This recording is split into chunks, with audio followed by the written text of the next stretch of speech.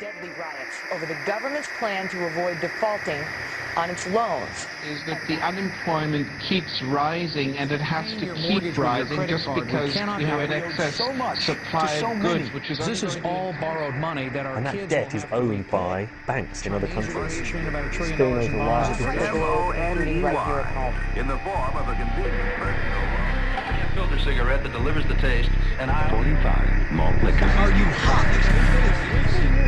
Planning to bomb Iran. Americans leader terror attacks in Iraq. And there's Armstrong.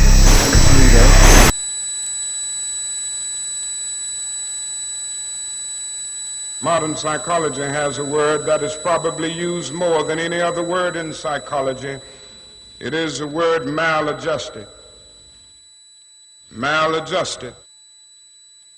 I would like to say to you today that there are some things in our society and some things in our world for which I'm proud to be maladjusted. And I call upon all men of goodwill to be maladjusted to these things until the good society is realized. You know, economists are in fact not economists at all. They're propagandists of money value. This system is more wasteful than all the other existing systems in the history of the planet. So you're really dealing with not an economic system, but I would go so far as to say an anti-economic system. The problem we have is essentially the financial money sequence system. It's a system disorder, and the system disorder seems to be fatal.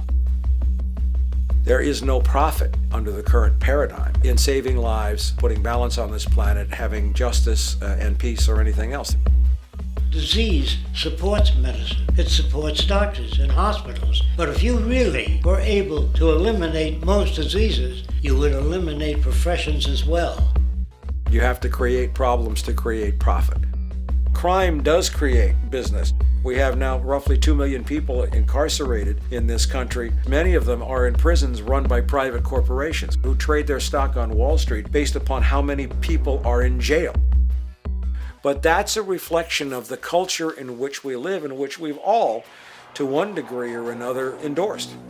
I think the biggest barrier would be the values that people are taught to uphold that system. At the social level of life organization, it isn't a genetic program or a genetic defect. It's a value system disorder. What you have to understand is that the intellectual culture of a society actually reflects the power interests in that society, the dominant perspective. In the past, throughout almost all of human history, the main threat to human survival was nature. Today it is culture. Not only does structural violence kill more people than all the behavioral violence put together, structural violence is also the main cause of behavioral violence. Some colleagues at Harvard studying this suggested that inequality acted as a social pollutant because it affects almost everyone in society. The immune system cannot recognize the invasive cancer, and it takes over the whole body until the body collapses.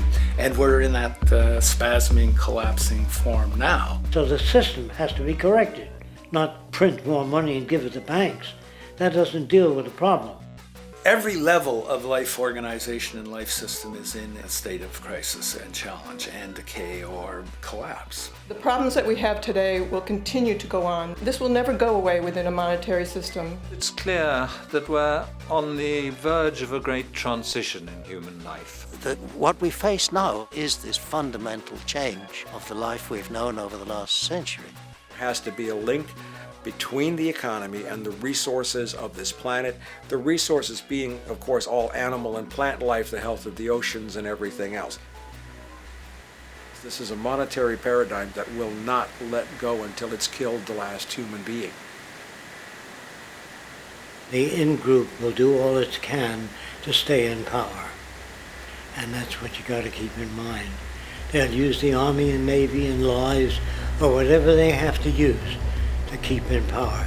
They're not about to give it up because they don't know of any other system that will perpetuate their kind.